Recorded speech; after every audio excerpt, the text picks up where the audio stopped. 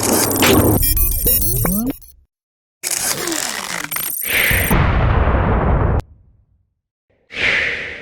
to this episode of Tech News While Driving on March 16, 2016. Austin 316.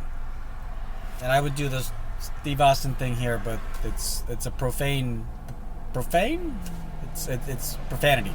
So we're not doing it. Anyways, I'm your host, Tony Hannity of Lazy Tech TV.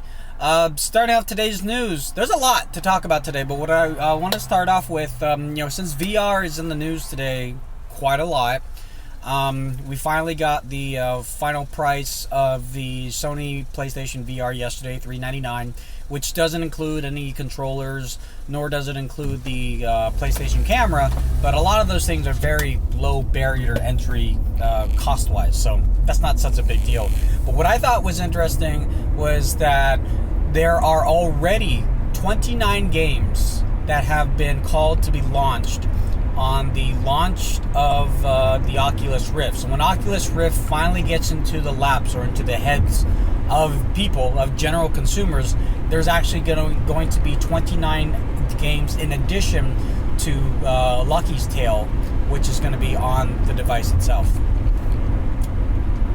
So I got a phone call coming in, so I'll come back to you. There's going to be driving simulation, eValkyrie, their Gunscape's going to be on there too. I mean, there's going to be a lot of games, not as much as a console, obviously, but ranging between $10 to $30 to $40, if I believe, or no, sorry, $10 to $60. In fact, there's going to be a wide variety. So, yeah, I'm sure these developers that are developing the games for Oculus, once they see what other platforms are starting to pick up steam, no pun intended, they might develop for HTC Vive as well too. If you've been trying to find a real reason as to why you should get a wearable device, it sounds like AliveCore has figured that out. Now, AliveCore is a startup headed up by CEO Vic Gundotra, who was an ex-Google executive who headed up Google+. Now, although Google Plus was and is continuing to be not one of the number one social platforms, he still had a very broad vision and was very passionate about what he put his mind to. And with the way that AliveCore works is there's an iOS app and then a companion device that's about a coin size, which fits on the inside of the Apple Watch. The Apple Watch wearable, which goes underneath by your skin, they haven't released any kind of price, nor have they released any kind of availability date. But upon FDA approval, you would be able to speak into your watch or speak into your phone concerns about your heart rate or concerns about your health. And this device would then gradually get your heart rate information and then email that over to your doctor.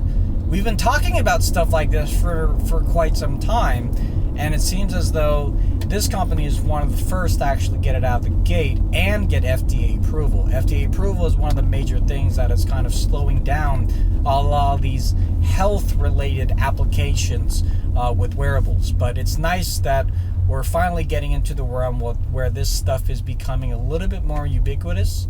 FDA is realizing the necessity for this sort of thing. And on the other side of it, the technological portion of it is becoming a little bit better with privacy, HIPAA compliance, and things like that. Yesterday we talked about 2 new watches that came out of Fossil. Today, Nixon announces a watch called the Nixon Mission. This is a very ruggedized, active wear kind of Android Wear device. So if you're into skiing or surfing, this is for you. If you ever find yourself in a store like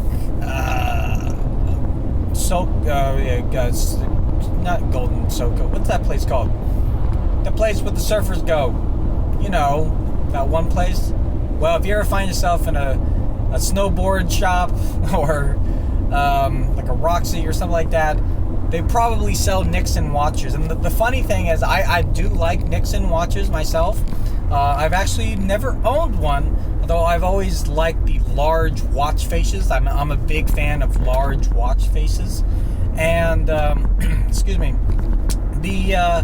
the Android Wear watch that I had previously, which was the Huawei watch, one of my most popular, or rather favorite watch faces that I used was actually a Nixon watch face. And I don't think Nixon themselves approved it. I'm just letting you know right now. It's kind of the benefit and the disadvantage of Android Wear, similar to Android. But it looked like a Nixon watch, and a lot of people thought it was a Nixon watch. Now Nixon actually has a watch. They have 20 interchangeable bands. They haven't yet released the pricing on it, nor have they mentioned exactly what version of Android Wear it will have, or even have like the speakerphone and things like that.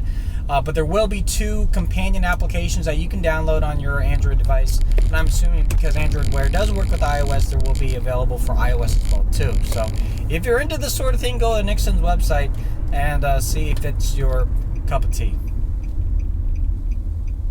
Zoomies, that's one place. Zoomies, they sell Nixon watches.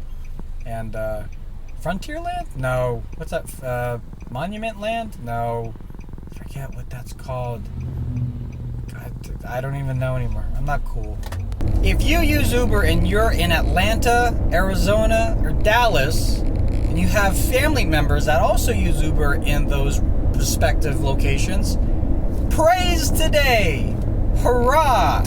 Uber is now testing a family plan where you can actually invite up to 10 different people that take Uber, and they will basically, charge your account. So this is a good and a bad thing. I mean, it's just like, a family share plan with cell phones, where, I have my son's on my plan, and if he were to actually use data and make phone calls and things like that, I would have to, be very wary about how, and track it and things like that. This is the same thing where, your daughter, your son, nephew, brother-in-law, they use Uber a lot, and they're charging your card a lot. Might not be the best thing, but, for a 17-year-old person that uses Uber, but they don't have a credit card themselves, this might be a good idea. Or you're just trying to manage it for the business. If you need this for a business account, and you're using this for your salespeople to take them around the town with clients and things like that, this would be good for expenses, so you can keep it all in one fund. Not a bad idea, Uber. You're an Android and you're a PlayStation 4 user, or even a PlayStation 3 user. Good news! Again, Sony has released a PlayStation video app for Android. I'm not sure if there's one for iOS or not, but at least for Android, there is one out now. And this means if you have either rented or bought a video via the PlayStation Store, you can now bring that with you on your Android device. This will work on Android phones and their tablets, and it's good, because then this kind of allows you to watch the content no matter where you are. I kind of wish Microsoft would do this with Xbox Video. I mean, as a Xbox One user, I've bought a lot of movies through Xbox, and I know there's the Disney Anywhere app, which I guess I could use on my Android phone, but there are obviously some non-Disney movies that I bought through Xbox and I would like to watch on my Android phone, but I can't, as it stands right now. So hopefully they will push this out through, and when they do, we'll be the first ones to let you guys know. I'm here at my brother's place. We're going to go to the gym. Thanks a lot for watching. This was a fun day. A lot of fun stuff to talk about. Make sure you tell all your friends about this. Please like this video, subscribe to the channel. Make sure you're following us on Facebook, Twitter, and Instagram, Lazy Tech TV. And we will come back tomorrow with some more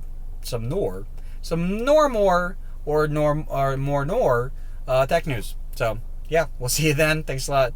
You guys take care. Bye.